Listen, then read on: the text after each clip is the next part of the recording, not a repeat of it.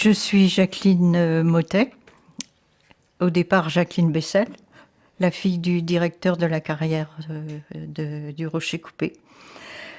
J'ai passé toute mon enfance dans l'état de Cailloux. Voilà, mon père en était le directeur, en a été le directeur à partir de 1941. Et c'était le métier de la pierre, c'était son métier. Et quand il rentrait le soir, il nous en parlait peu, un peu, parce que c'était un métier très dur et très compliqué à l'époque. Pour commencer, est-ce que vous pouvez nous situer un peu géographiquement pour quelqu'un qui ne connaît pas Fougères, Hmm. donc la situation de cette carrière, sa fonction et un petit peu son historique? Alors elle est située à côté du château, dans un endroit qu'on appelle le Rocher Coupé, qui a été coupé, je crois, au XVIIIe siècle pour construire une route qui s'en allait vers Rennes, parce qu'auparavant il fallait passer par, je crois, la rue des Fontaines. Et donc elle a pris ce nom-là, la carrière du Rocher Coupé, que les Fougerais appellent aussi Californie, à cause de la couleur de la pierre, et qui leur rappelle une certaine région américaine. Voilà, et donc elle a été ouverte, il y a plusieurs dates de données, certains disent 1900, 1918, d'autres dans les années 20, 1929, par là. Je suppose que c'est 1929, parce que il y a une photo sur laquelle se trouve mon père, et il a à peu près 20 ans. Donc comme il est de 1909, je pense que voilà, il est parmi les ouvriers, et il casse à ce moment-là les cailloux à la massette. Et puis ça a continué parce que le patron, Monsieur Sens, en était le propriétaire. Il en était d'abord le locataire. Et ensuite, il est devenu propriétaire. Il a loué, il a acheté le terrain à un certain Monsieur Potrel et à Monsieur et Madame Baudor, qui avaient une ferme dans la ruelle des Anglais. Et il y a toujours, cette ruelle des Anglais existe toujours. Voilà, puis l'exploitation a commencé comme ça, on casse des cailloux à la massette, et ainsi de suite. Et puis la guerre est intervenue, et puis la carrière a été réquisitionnée par les Allemands. Et donc là, tout le monde s'est mis à travailler pour les Allemands, avec les fusils mitrailleurs dans le dos. Donc c'est pas toujours commode. Voilà. Et puis petit à petit, après la guerre, donc le développement de la carrière a été très important, parce qu'il fallait tout reconstruire. Donc il fallait de la pierre, du sable, des gravillons, de la mignonnette, enfin tout ce qu'il fallait, et surtout du ballast pour les voies ferrées, parce que tout était à refaire. Donc mon père en était le directeur, et voilà, c'était en même temps le beau-frère du patron. J'ai une histoire familiale. Et donc comment votre papa, lui, est arrivé dans ce milieu-là? Alors mon père il est né à La Croisille, dans la Mayenne, un petit village à côté. Et au départ, il aurait dû être boulanger. Et puis il a fait un apprentissage de boulangerie après son certificat d'études. Et puis à Saint-Brévin-les-Pins, je crois. Puis ça s'est très mal passé, il était maltraité, enfin bref. Sa sœur, qui avait épousé Monsieur Sens, qui était un émigré espagnol, est allée le chercher, et il est rentré comme ça au chantier pour avoir du boulot, puis travailler la pierre avec son beau-frère. Il n'avait pas de compétences particulières en matière de... Aucune. Il a tout appris sur le tas. Et puis, il est devenu, je vais pas dire amoureux du lieu, mais si, comme ça. C'est un lieu mythique. Pour lui, c'était un lieu mythique, un lieu dans lequel il aimait se trouver dès 7 heures le matin jusqu'à 7 heures du soir, parce que les journées de 35 heures, ça ne se faisait pas beaucoup. Les semaines de 35 heures, pardon. Voilà. Et donc, voilà. Pour lui, la pierre, moi j'ai toujours admiré mon père, parce que, et les ouvriers qui sont là aujourd'hui autour de moi, parce qu'ils avaient une grande compétence, c'était celle de savoir lire la pierre.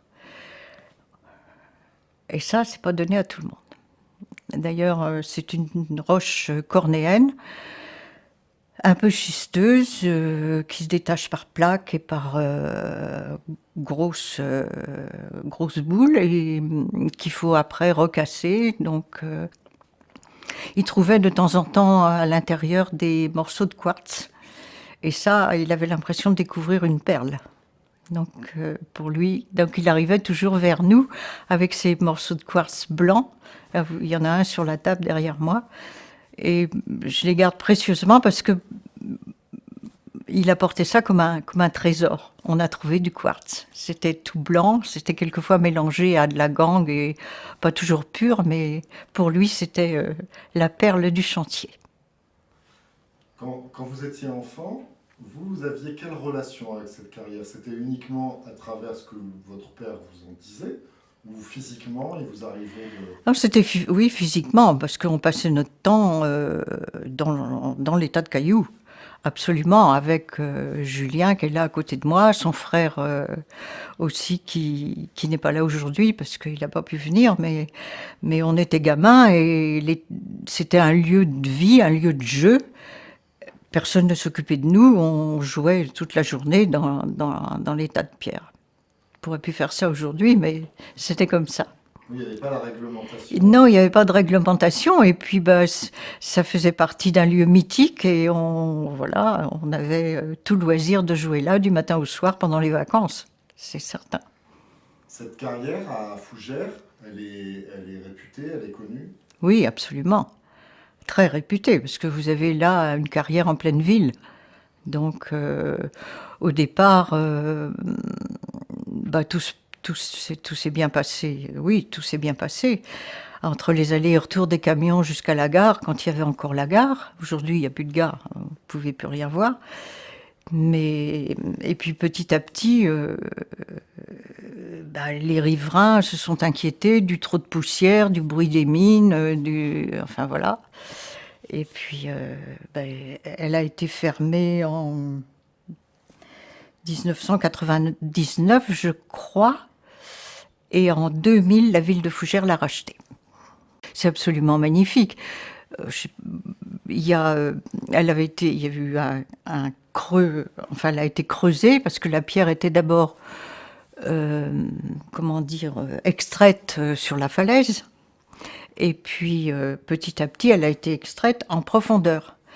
Et il y avait des sources partout. Et donc, l'eau était pompée, il fallait remonter l'eau au-delà des installations et du chantier. Et quand tout s'est arrêté en 99, l'eau n'a plus été pompée et elle est montée, montée, montée. Et ça fait aujourd'hui un site très particulier, très beau. Pour le moment, il y a une association de plongeurs qui s'est installée là, une association de boulistes qui a occupé les espaces plats. On en a fait des parkings aussi pour les voitures qui viennent, les gens qui viennent visiter Fougères. Les camping-cars, on a plein de camping-cars. Voilà. Et puis vous avez tout autour un chemin de promenade, une promenade qui se fait. Vous pouvez partir du haut de la rue de Rillet, qui se trouve ici tout près, ou vous pouvez partir du pied de la tour Mélusine et en faire tout le tour, tout en haut de la falaise. C'est très très joli, vous avez une vue sur Fougères extraordinaire, sur le château, et puis sur cette masse d'eau sous laquelle il y a toute une histoire. Il y avait combien de personnes qui travaillaient? Alors j'imagine que selon les époques, ça a été Oui, selon différent. les époques, oui.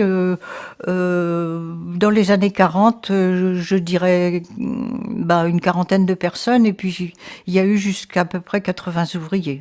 C'était très important. Très important. Et alors ces ouvriers venaient de la région? Comment... Au départ, il y a eu, oui, beaucoup d'ouvriers de la région d'abord, et puis il y a eu aussi beaucoup de migrants. Par exemple, la famille Campos, qui est venue s'installer à Fougères, c'était des Portugais qui ont fui le régime dictatorial de Salazar. Donc voilà, et puis par relation, d'autres Portugais sont arrivés. Et puis comme le patron, Monsieur Sens, était un Espagnol émigré aussi, d'autres Espagnols sont arrivés, mais il y avait aussi beaucoup de gens de la région. Et alors ces ouvriers qui venaient du Portugal, étaient des gens qui avaient donc déjà des compétences, ils connaissaient déjà ce métier? Oui, je pense, Monsieur Campos, par exemple, quand il est arrivé en France, il fallait bien qu'il travaille, qu'il trouve quelque chose à faire. Et à l'époque, c'était avant la guerre, et on faisait des petits chantiers comme ça sur les routes, on cassait les cailloux, on avait enfin Julien vous en parlerait mieux que moi certainement parce que c'est l'histoire de son père, mais on avait des paniers, on cassait les cailloux à la bassette, on changeait d'endroit et on faisait ça là où on trouvait du boulot. Donc c'était au jour le jour, c'était à la semaine, c'était comme on pouvait. Dans le contexte plus large, on va dire, de l'activité ouvrière et industrielle de Fougères, donc vous, on va dire, votre enfance a été un peu bercée par l'activité liée à la carrière. Quelle perception vous aviez dans le même temps de ce qui se passait dans les usines de Fougères, alors notamment dans l'activité de la chaussure Est-ce que c'était quelque chose qui était quand même présent à votre esprit? Ah oui, tout à fait, parce que moi j'ai vécu dans le quartier de Saint-Sulpice où beaucoup de gens travaillaient à la chaussure et où la vie était rythmée par les sirènes, le bruit des sirènes. Et donc, moi j'ai un souvenir très particulier d'une dame qui habitait dans la ruelle des Anglais, qui était Madame Desrues, et tous les soirs je filais chez elle pour remplir les claques de chaussures. Elle me laissait sa colle et voilà. Et si vous voulez, la vie ouvrière de Fougères, entre la chaussure, la cristallerie, l'habillement, la carrière, tout était lié parce que les femmes des ouvriers de la carrière, très souvent travaillaient à la chaussure. Donc voilà, et dans le quartier de Saint-Sulpice, il y avait une vie très chaleureuse autour de ces ouvriers de toutes sortes, en fait. Et alors, les populations ouvrières, on va dire, se mélangeaient, se Oui, bien côtoyaient, sûr, bien sûr. quelle que soit l'activité. Quelle que soit l'activité, oui, bien sûr. Et puis, ben, il n'y avait pas la télé, alors ça c'était bien pratique parce que il y avait des jardins partout. Tout le monde avait son jardin potager. Et le soir, surtout l'été, chacun était dans son jardin potager et les conversations allaient bon train d'un jardin à l'autre, par-dessus les grillages, par-dessus la couarde qui à ce moment-là n'était pas encore canalisée. Et c'était la vie quotidienne des soirées. Voilà, on était dehors, tout le monde était dehors. Pour revenir plus spécifiquement au quartier de Saint-Sulpice, l'aspect du quartier a beaucoup évolué au fil des ans. Oui, bah, j'ai trouvé, hein. Enfin, oui, pour moi, c'était un quartier ouvrier. Voilà, c'était tout autour du château. Puis petit à petit, la vie ouvrière s'est déplacée vers le quartier de Bonabri, vers d'autres quartiers dans la ville de Fougères, plus proches des usines aussi, hein, parce que tout le monde allait à pied. Voilà. Et bon, nous, on allait à l'école à pied. On allait à l'école à pied en même temps que les ouvriers et les ouvrières en chaussures. Donc c'était nos repères aussi, hein. Quand Madame Desrues partait avec sa pile de claques pour la rendre à l'usine, ben on était là aussi en même temps qu'elle. Donc voilà. Vous alliez à l'école où alors? Moi j'allais à l'école à Saint-Joseph, rue Le Sueur, à l'école des riches. Ça se notait, Oui, il y avait les strates une sociales. connotation, oui. Oui, mes parents m'avaient inscrit dans cette école-là, bah parce qu'à l'époque, école privée, école publique, c'était un peu compliqué, voilà, et pensant que c'était mieux à l'école privée. Bon. Quelle relation vous aviez par exemple, avec les enfants des ouvriers de la carrière? Ah bah excellente. Bah, c'était mes copains, hein. C'était mes copains, parce que j'avais surtout des copains garçons. C'est très curieux. Bah, les deux Campos, là, dont il y en a un qui est assis à côté de moi, et son frère Joseph. Et, et puis, il y avait 2 ou 3 petites filles, mais plus jeunes que moi, donc on les laissait pas trop venir faire des glissades dans les tas de cailloux. C'était un peu dangereux. Et puis, les mères avaient un peu peur des mines qui sautaient. Donc, quand Monsieur Campos criait à la mine, on était aplatis dans les tas de cailloux. On attendait que ça passe. Donc voilà. Mais Ça semble incroyable aujourd'hui. aujourd'hui, ça vous semble incroyable. C'est tout à fait incroyable aussi, mais moi, ça a été mon enfance. Et on a quitté le 64 bis boulevard de Rennes, j'avais 11 ans, pour venir habiter au numéro 26. À ce moment-là, les Campos, qui étaient mes plus proches amis comme des frères, hein, ont quitté aussi le carrière du Rocher Coupé pour partir dans un autre chantier appartenant aussi à Monsieur Sens. Donc voilà, après je suis devenue adolescente, alors j'allais moins glisser dans les tas de cailloux. Ça faisait moins chic, mais bon. Euh, à la fin en fait, de l'exploitation de la carrière, la fermeture en fait, de la carrière, ça a été une décision brutale ou ça a Non, été un événement préparé non, ça a été un événement préparé, je pense, parce que Monsieur Sens avait vendu l'entreprise d'abord aux carrières de la Meilleraye. Julien, tu me souffles si je me trompe. Puis après, je sais que ça s'est terminé par... ça a été la propriété des Redland, oui, des Redland, des entrepreneurs de travaux publics français importants. Donc voilà. Non, non, non, non, ça s'est pas arrêté brutalement, hein. Ça s'est, pour ce que je crois, ça a été progressif. D'ailleurs, pour les carrières de la Meilleraye, je crois que la préfecture avait reconduit une autorisation d'exploitation pour 10 ans.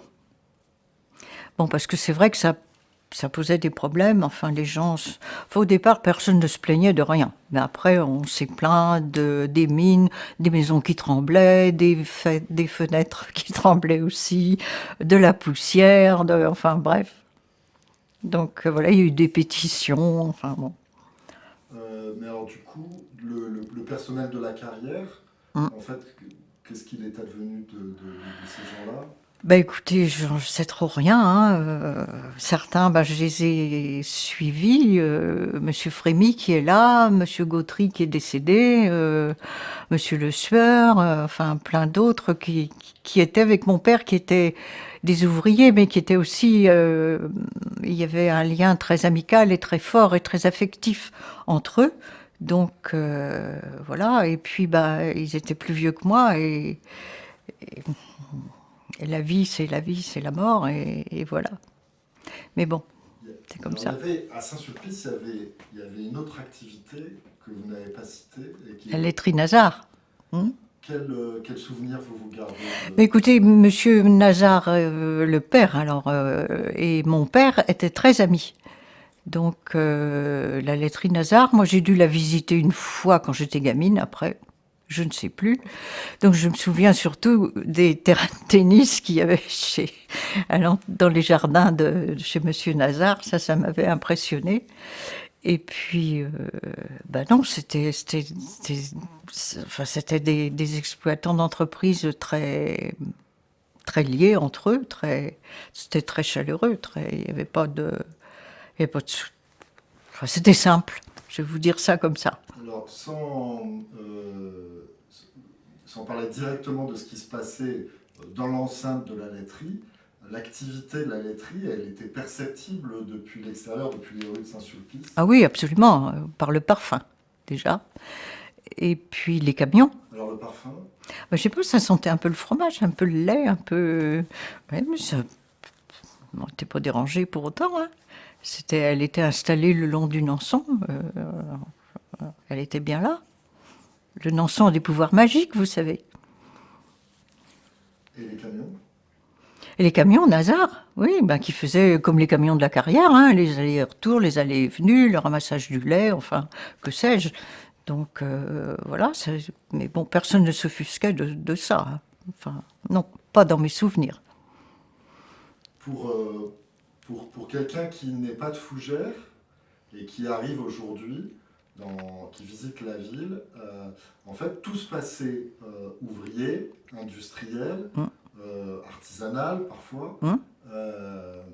On a un petit peu du mal à le percevoir, quoi. C'est-à-dire que le coup de projecteur est mis sur le château, et puis en fait, toute cette activité passée qui a quand même traversé la vie de milliers de personnes à Fougères, ben, on a l'impression qu'il n'en reste pas grand-chose. Non. Voilà. Non, mais parce qu'on n'a jamais voulu non plus trop s'y intéresser, hein.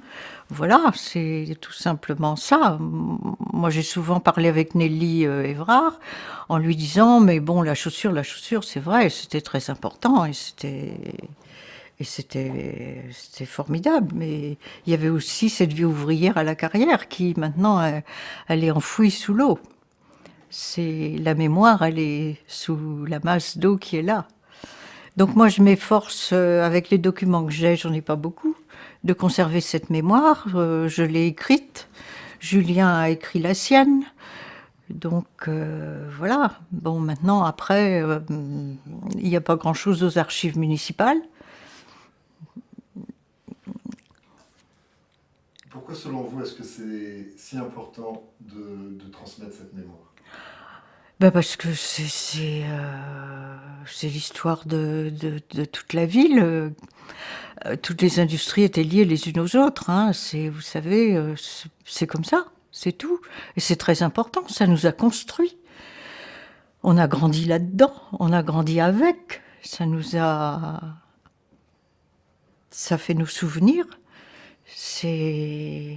Voilà, ces lieux-là, le château, les ateliers aujourd'hui qui étaient entre l'usine Réau et d'autres et bien d'autres, bah, c'est devenu des lieux mythiques. La carrière, pour moi, c'est un lieu mythique. Et je suis attristée quelquefois de voir le mauvais entretien qu'on en fait. Il y a des gens, ou peut-être une tendance actuelle, à dire, bon, finalement, tout ça, c'est du passé. Donc, allons de l'avant. Et table rase sur le passé, et puis construisons le futur, et puis ne nous retournons pas sans arrêt vers... C'est sûr, mais pour moi, le futur se construit sur les bases du passé. On peut pas empêcher ça.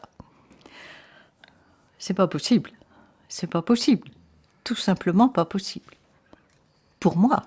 Peut-être qu'il y a des gens qui voient ça différemment, c'est leur affaire, mais pour moi, si... J'aurais aimé qu'il y ait à la carrière quelque chose qui raconte son histoire. Je sais pas, des images, des photos, voilà. Il n'y a rien. Qu'est-ce qui reste en fait? Donc vous nous avez montré tout à l'heure un tableau de 1943. Qu'est-ce qui reste en fait comme...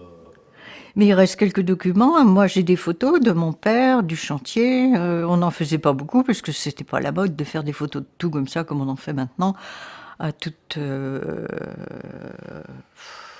circonstances. D'abord, moi, quand j'étais ado, j'ai eu un appareil photo, je crois, quand j'ai eu mon brevet des collèges, mon BEPC, comme on disait à l'époque. Donc c'était extraordinaire que j'ai un appareil photo. Donc à partir de ce moment-là, j'ai fait des photos du lieu, parce que ça me fascinait, c'est un lieu fascinant. C'était fascinant, le chantier. Le bruit, les odeurs, la poussière, les ouvriers, plein de poussière, les mains calleuses. Tout ça, pour moi, c'était fascinant. Le matériel. En plus, les camions, les gros pneus, Qu'est-ce que je pourrais vous dire encore, moi? Toute la pierre qui s'éboule, le bruit, j'ai toujours ça dans les oreilles, je garderai toujours ça. Et pour moi, c'est un bien précieux. À côté de moi, Julien Campos, qui s'est installé au chantier, il avait 14 ans, en sortant de son certificat d'études, voilà, parce que c'était comme ça. Autrefois, on avait le certif, on allait au boulot. Ah, hop. Et comme son père travaillait au chantier et qu'il était à la fois un peu un chef de chantier et un chef mineur spécialisé dans les mines, parce que c'était pas rien quand même, hein. Il y avait de la dynamite, il y avait de la chédite, comme on appelait ça à l'époque, qui était enfermée dans une petite cabane, dont il ne fallait pas s'approcher de ça, hein. C'était dangereux. Donc voilà. Vous savez, les femmes, qui souvent étaient les femmes des chauffeurs, des ouvriers, tout ça, elles avaient aussi une vie professionnelle. Elles travaillaient quelquefois à la chaussure, quelquefois à la cristallerie. Et si elles ne travaillaient pas, elles étaient partie prenante dans la vie de leur mari. Parce que c'était des métiers très durs. Ils partaient tôt, ils revenaient tard, ils revenaient sales. Il fallait laver leur linge, il fallait qu'ils soient... Enfin, c'était très compliqué. Donc, elles ont beaucoup œuvré silencieusement derrière, mais elles étaient là pour les soutenir, parce qu'il fallait être dehors par tous les temps. Le froid, la pluie, le vent, c'était comme ça. Et si elles n'avaient pas été là pour les aider, bah, il aurait manqué quelque chose.